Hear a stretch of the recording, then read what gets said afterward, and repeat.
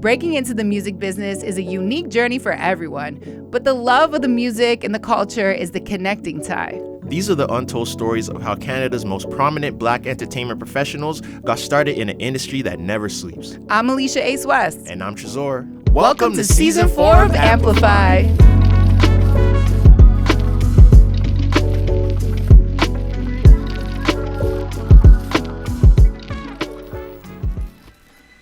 Being seen isn't the same as being supported.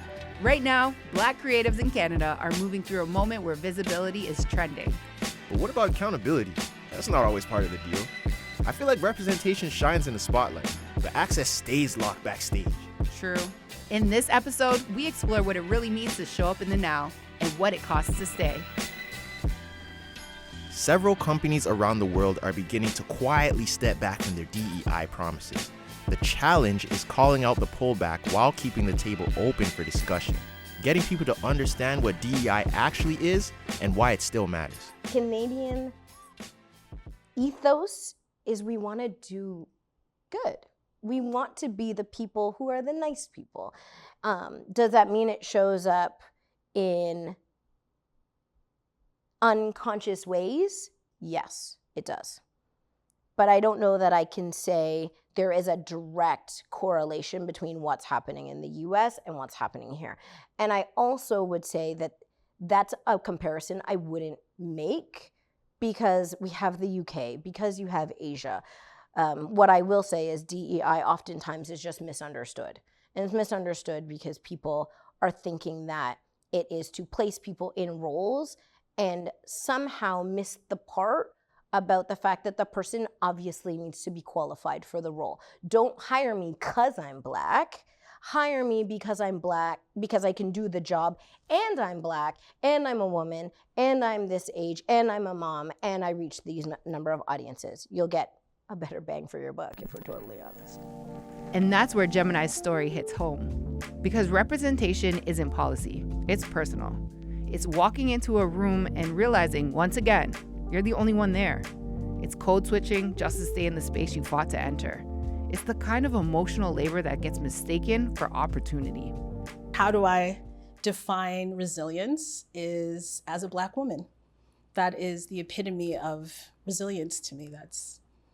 That's what immediately in my mind, I look at what we go through, what is being thrown at us, especially right now in these times, but throughout history, and how we persevere and how we not only save ourselves, but save everyone else. You know, even when we don't want to, it's like, ask a Black woman, say, you know, but it is because it's this thing where, to me, when we talked about success, my success now is being able to claim soft life, right? Because I have to claim it. But the truth is we are strong. And we are resilient, and I don't want to look away from that either. When I think of the most resilient people in my life and that I look up to, that's who it would be. And I think outside of that, it would just be that same thing. Being able to rise and stand tall in the midst of all the things, all the attacks, all the changes that are coming towards you, and still being able to persevere and still being able to rise. It's very Maya Angelou, you know, still I rise, like still being able to firmly connect and be yourself. And that self is gorgeous and beautiful and successful, right? And graceful. So that would be resilience. Dr. J reminds us that resilience isn't just grit. It's humor, faith, and perspective. It's the quiet emotional labor behind every public-facing career. The tools Black creatives like myself have long relied on to survive in industries that weren't built for us. Because right now, see again, like this is the space where I'm supposed to be I and all that stuff. So I for me, that's how I cope, if that makes sense. Like it can't be like to do it all, like then it's therapy and I gotta pay you for that. So I can't, I'm teasing, obviously. It's using humor to deflect. That's just what you kind of have to do. And that's what I would kind of do in a space where if you feel like, oh, okay, it's getting a little too much, you try to deflect and do something else. Katrina Lopes reminds us to look back. Canadian Black culture didn't emerge overnight or ride a trend. It's grounded in history. In Nova Scotia, through generations of builders and creators, these are voices that existed long before the spotlight. I think some of the uncomfortable truths that we haven't faced are, again, that one, that it's a truth, that these inequalities exist. I think in Canada specifically, on the East Coast, sometimes it feels like we are a forgotten community. And it's sad because it is the birthplace of Black culture in Canada.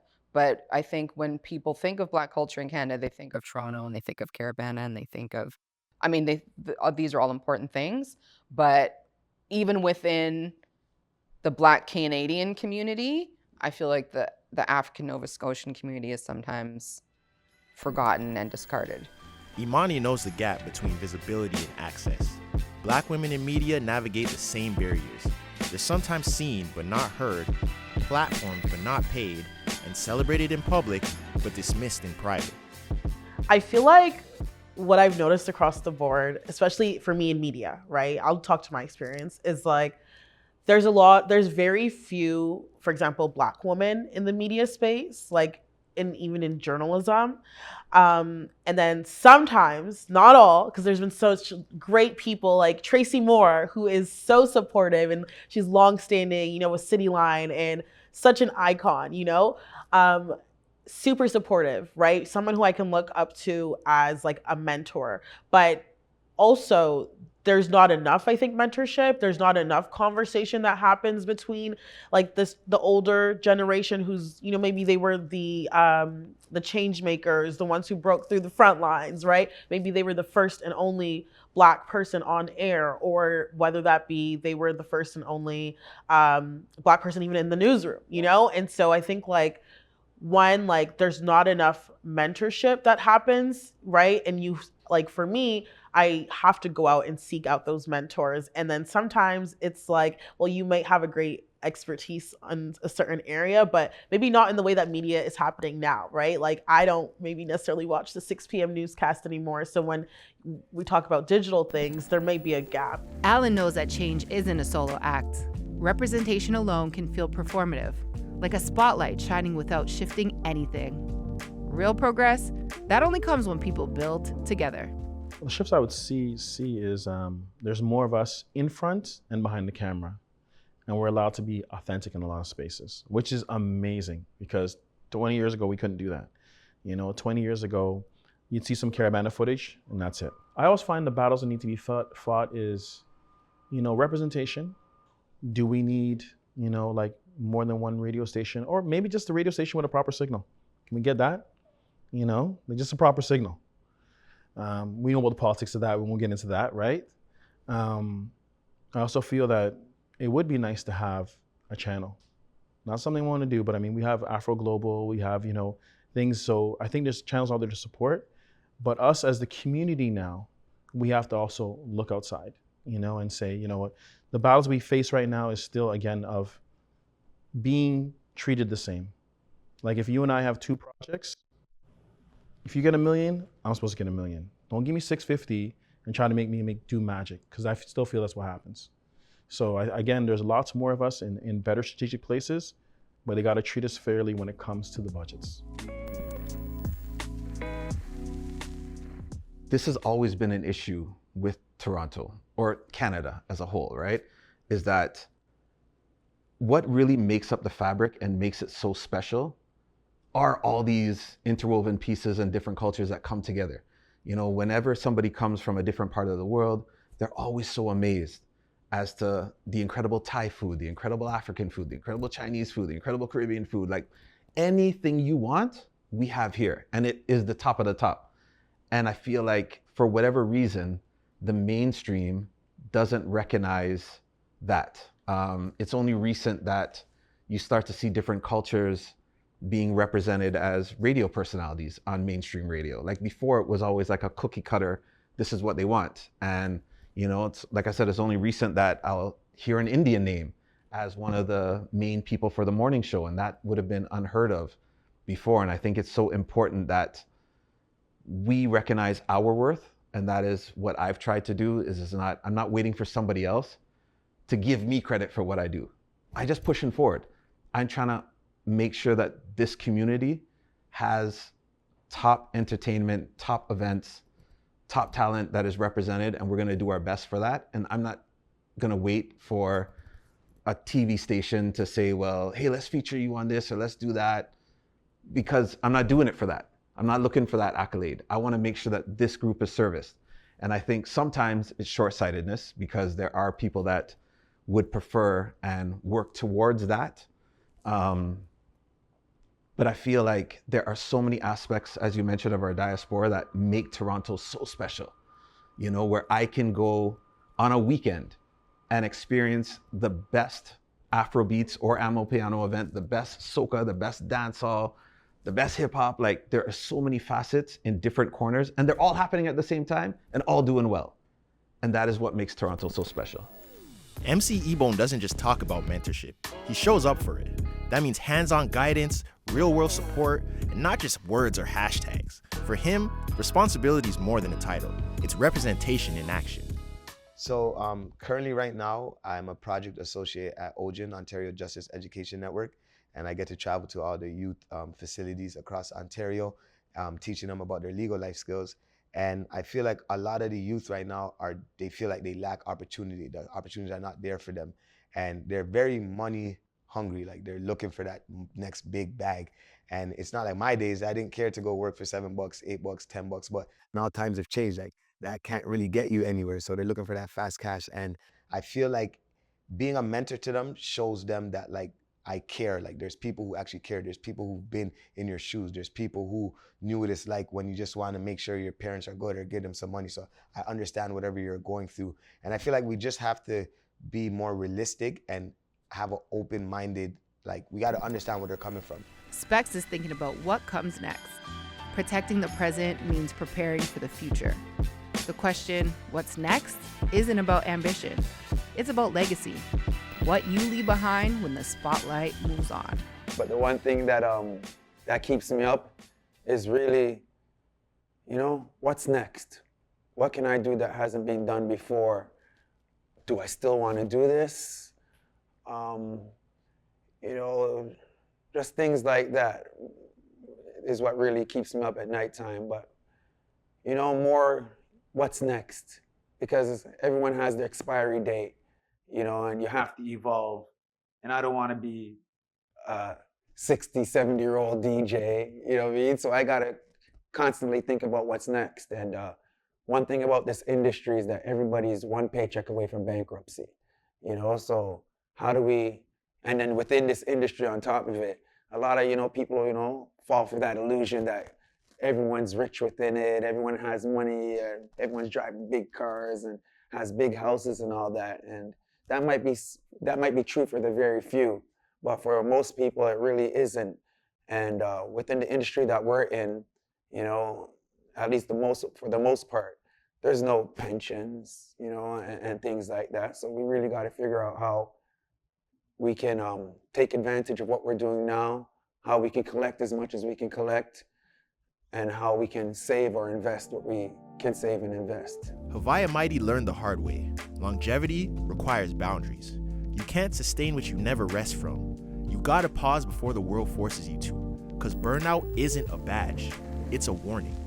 The beginning of October of 2021, I got really sick, and I was in Wales, UK, and I just started getting all of these symptoms, and like, it was like up and down, but it was very much like impeding my work, and like, my mom was very worried about like infection. But for me, like, it wasn't COVID, and it was COVID time. So I was like, I don't want to go to the hospital and get locked up in the UK or something. Like, you know what I mean? Like, and so there was that, but also the denial and resilience of my own body of like, I can push through this, whatever. I'm probably on my period. I was on my period too. I was like, this is probably just cramps. I have fibroids. It's just, and really like, it ended up being a blood infection that turned into a heart infection called endocarditis that turned into brain strokes. And, you know, I think about it now as like this distant memory. It's very hard to even remember what I felt, but like, not only do I think there's remnants of that, you know, having brain strokes and brain health and, you know, speedness and sharp, you know, stuff like that, I think has been impacted. But just the fact that I was so close while I was doing the art to like not maybe being able to do it again. And like, yeah, sometimes I guess I don't even fully resonate with how close that was. And the fact that being on the go was maybe what exasperated it, right? What allowed me to like be like, no, things are fine. And no, like it's okay, you know? pushing your body to the absolute limit, and then the burnout. A lot of people think about burnout and they're like, oh, I had to be in bed for 5 days. But like my burnout was like hospital bed for 2 weeks. And so, I think one thing I learned from that is like burnout is not something that you like wait to take over and see how bad it's gonna be this time. I think it's really important to listen to your body and understand when you're doing too much, when you need to take a break. And I think the way to like kind of beat that, although no one knows how that happened to me, is to create a balance in advance of needing balance, right? Is to like recognize when you do need to take 4 days off and hang out with your friends at a cottage, or when you need to get a pedicure, or when you need to drink a bunch of tea. And sometimes you do want to party like that weekend for all 3 days, but it's just not the next 3 weekends back to back to back. So, yeah. A simple practice in a demanding industry, protecting clarity, creating space, honoring the inner work that makes the outer work possible. Leadership starts with self-care. Mental health. So in order to focus on my mental health, I need to remember that I need to center myself if I'm going to focus on mental health. And to me, that means quiet. To me, that means acupuncture and allowing myself not to think. I'm known for overthinking and thinking more than I should when I shouldn't be thinking. So really being able to kind of have that white page where I'm just not thinking about anything. Staying active, finding the joy in things, glass half full. The other thing I do for mental health is I journal. And I don't do it all the time, but I definitely use my phone to take notes on really good days, and days that I can go back and reflect on to be able to remind myself that if you're having a bad day, there's always a number of good ones ahead. The present has challenges, real ones and systemic ones. But it also proves what's possible when visibility meets authenticity, when community shows up, and when Black creatives refuse to shrink. We're here, and that matters. Real representation is more than DEI and visibility. It's a sense of belonging. The present is proof of how far Black creatives in Canada have come, and a reminder that the work isn't finished. Being seen, that's just step one. Being supported, resourced, and protected, that's the real fight. The present is complicated, but it's ours. Next time on Amplify, we celebrate the wins, the moments that remind us what it's all about.